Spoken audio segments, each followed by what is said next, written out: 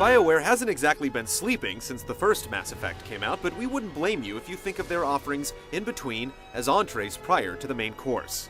Mass Effect 2 is finally here. Does it go boldly to places where its predecessor dared not tread? It's good to be home, huh, Commander?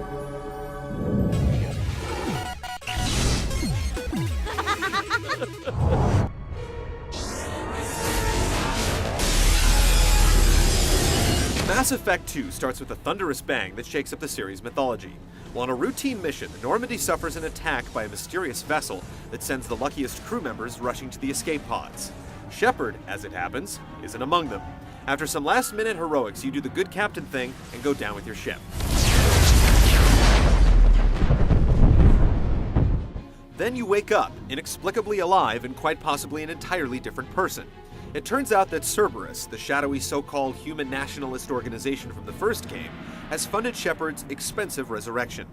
They inform you of a new threat, the Collectors, a race of alien beings they suspect are behind a series of attacks on remote human colonies. Though it's hard to trust their agents, their offer is enticing: relative autonomy, cash support, and a brand new Normandy. Mass Effect 2 is BioWare storytelling through and through. The game is almost as much about building a teeming world codex entry by codex entry as it is about spinning a yarn. The studio's learned some lessons since the first, though. The story's main thread, the Collector threat, doesn't go on the kind of extended hiatus that the first ones did. Though you're generally free to pursue Cerberus's assignments and whatever side quests you encounter in any order you wish, the game periodically throws momentous and unskippable story missions to keep the narrative feeling imperative. They work great at keeping the sprawling tale cohesive as you inch closer to the stirring endgame. The results of your actions in the original Mass Effect can color the character of the galaxy if you elect to import your Shepard. Fallen allies are eulogized, major characters and bit players show their faces, and there are some hints that certain big decisions from the first game will bear fruit in the third. Rather than arbitrarily choosing a continuity from among the many possible, BioWare has given us an unprecedented level of control over the particulars of the Mass Effect universe. This sprawling space opera is a lot better for it as a result. It's exciting to think of what the future holds for this rousing three-parter. If we lose Shepard, humanity might well follow. Then see to it that we don't lose him.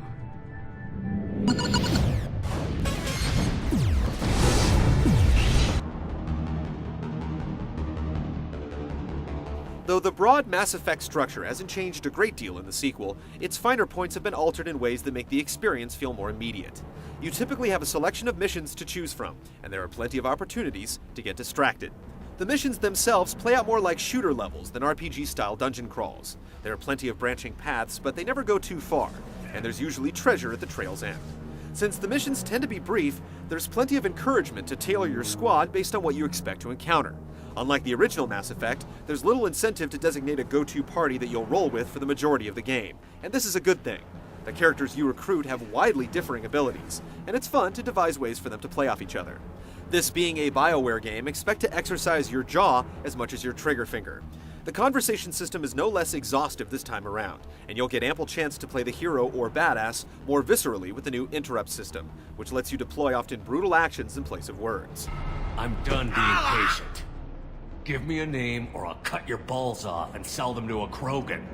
Perhaps the coolest thing about the alignment system is that it isn't a zero-sum game. Taking the high ground most of the time won't prevent you from knocking some heads every now and then.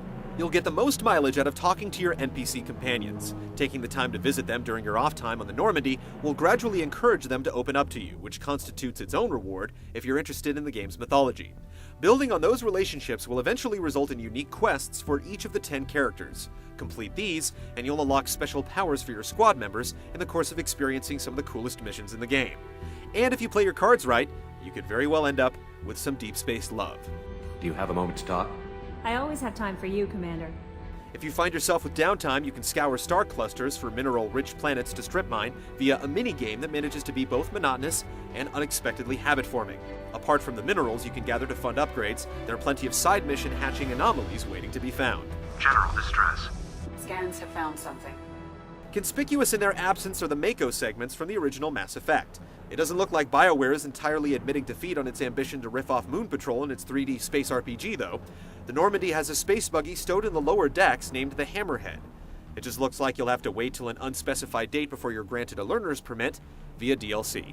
Mass Effect 2 is expansive and multifaceted, comprised of a host of interesting bits that make up a brilliantly realized whole. Expect to sink anywhere from 25 to 40 hours or more, depending on how deep you get. It's way too easy to get wholly consumed in the experience. You're not in charge of this mission. I am.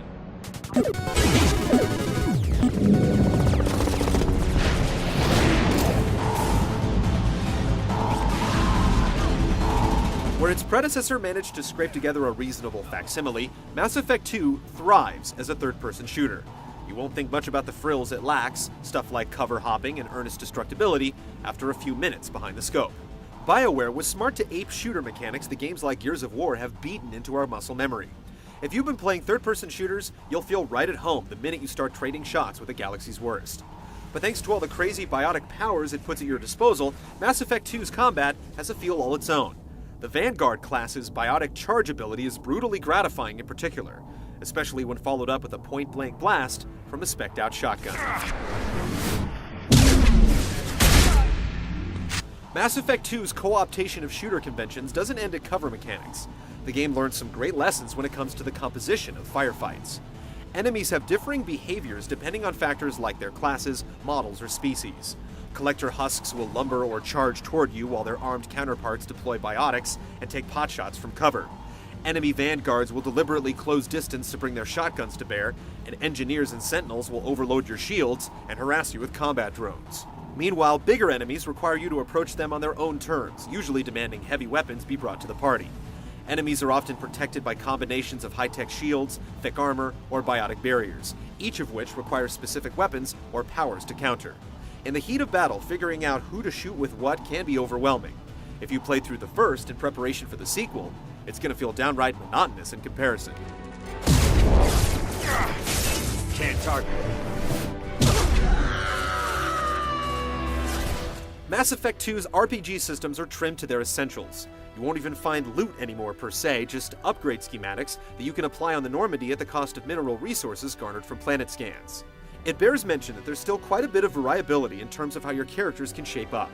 As long as you're okay with that stuff being a bit further behind the scenes than in other RPGs, you won't miss the min-maxing.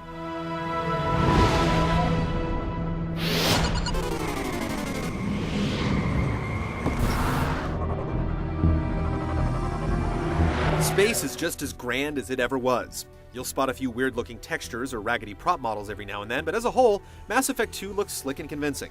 Few games, if any, can approach the work that BioWare has done when it comes to facial animation. Even the oddest-looking aliens bear a hint of humanity. Sure, there are a few moments where the humans especially can fall on the wrong side of realism, but when you consider the comprehensiveness of the production, it's hard not to come away impressed. If we're permitted a single nitpick, we'd like to call out the female human hairdos. Subject Zero has the right idea, apparently. The voice work is also staggering in its breadth, with all the important parts and a majority of the smaller ones believably delivered. And what exactly is it that you and I know?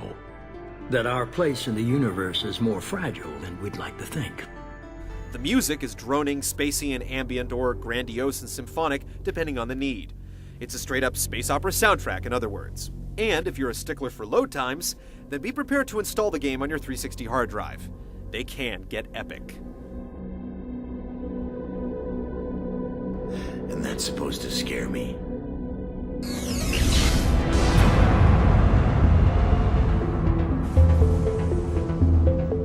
You'll gladly trade hours of your life to Mass Effect 2. There's just so much here to experience, and it's all uniformly excellent in execution.